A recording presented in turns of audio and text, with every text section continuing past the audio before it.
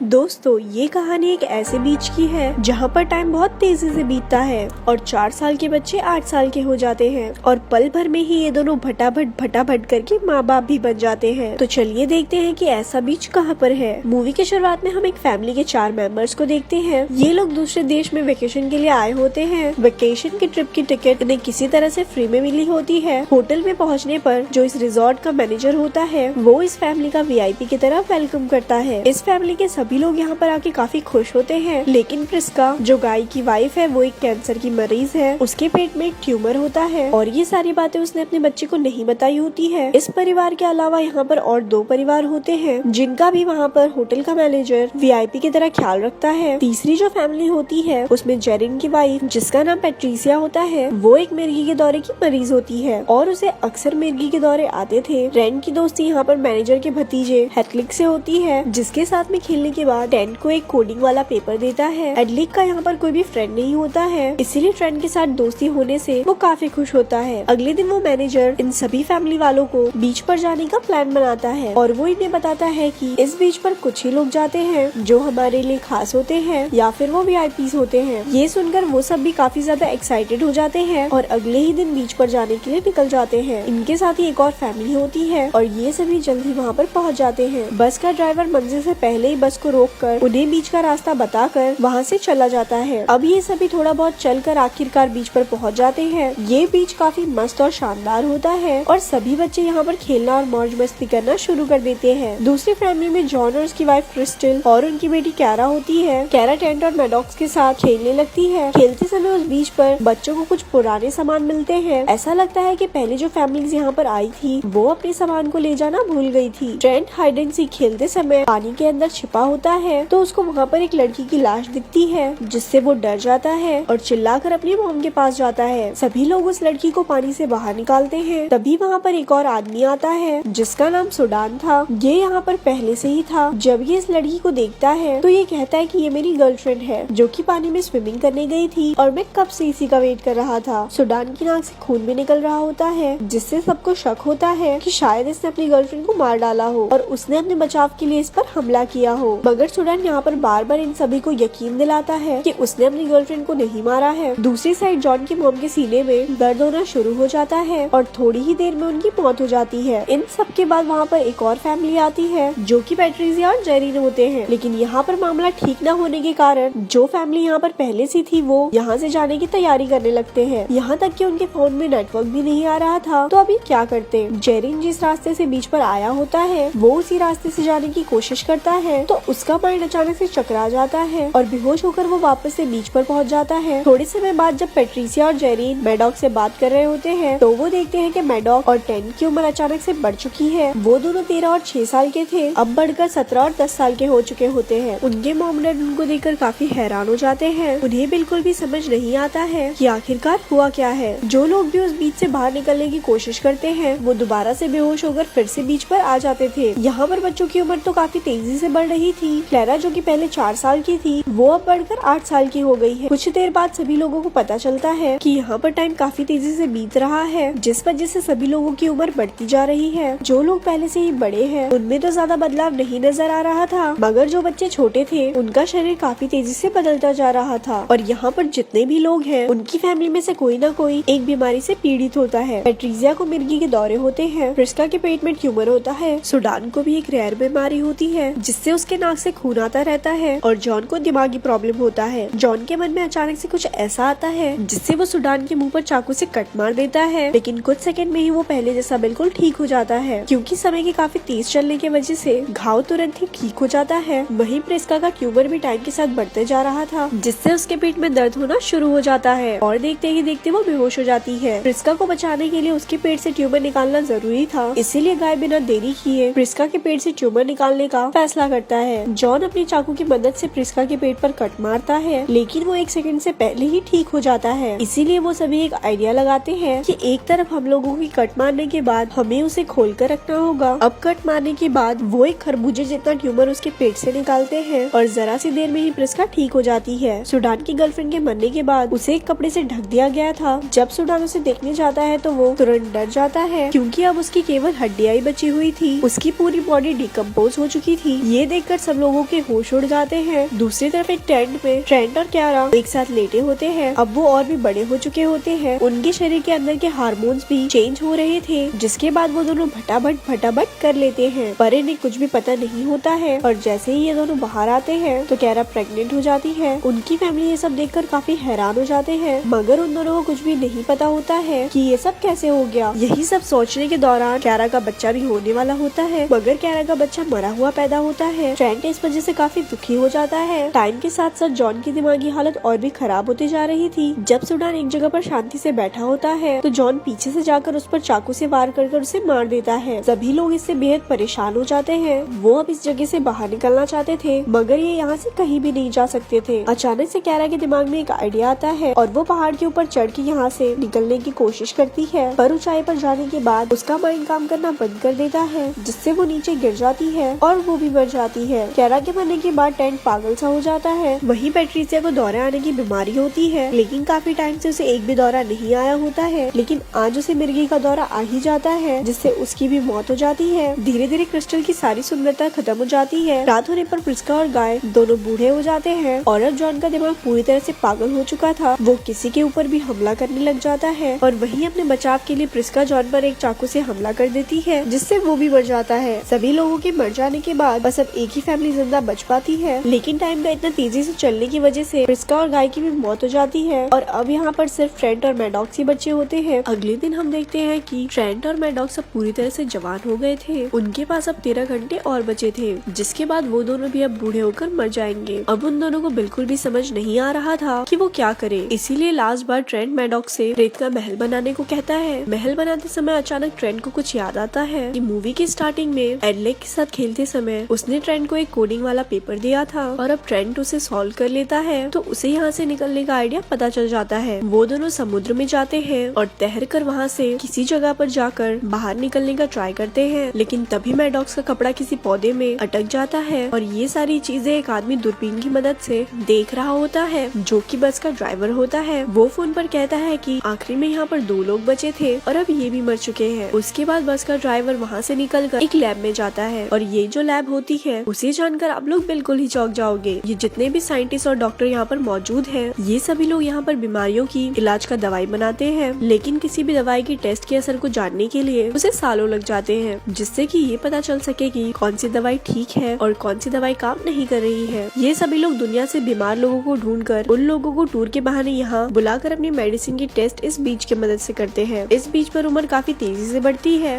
वो सभी लोग यहाँ पर अपनी मेडिसिन का उन पर ट्राई करते हैं। रिजॉर्ट का मैनेजर अगले दिन फिर से एक नए टूरिस्ट का वेलकम करने जाता है। तभी वहाँ पर मैडॉक्स और ट्रेंट आ जाते हैं, जिनको वो लोग मरा हुआ समझ रहे थे, वो असल में मरे नहीं होते हैं। वो दोनों लोग उस समुद्र से बचकर बाहर निकल जाते हैं और सभी लोगों के सामने आकर मैनेजर की पोल खोल देते हैं। ट्रेंट और मैडॉक्स वहाँ पर सभी लोगों को बता देते हैं कि यहाँ पर क्या होता है। सिर्फ एक ही दिन में 6 साल का बच्चा एक जवान आदमी में कैसे बन गया। अब आखिरकार ये दोनों भाई बहन बच जाते हैं और यहीं पर इस मूवी का एंड हो जाता है। ऐसे ही और स्टोरी सुनने के लिए हमारे पेज को लाइक करें। धन्यवाद।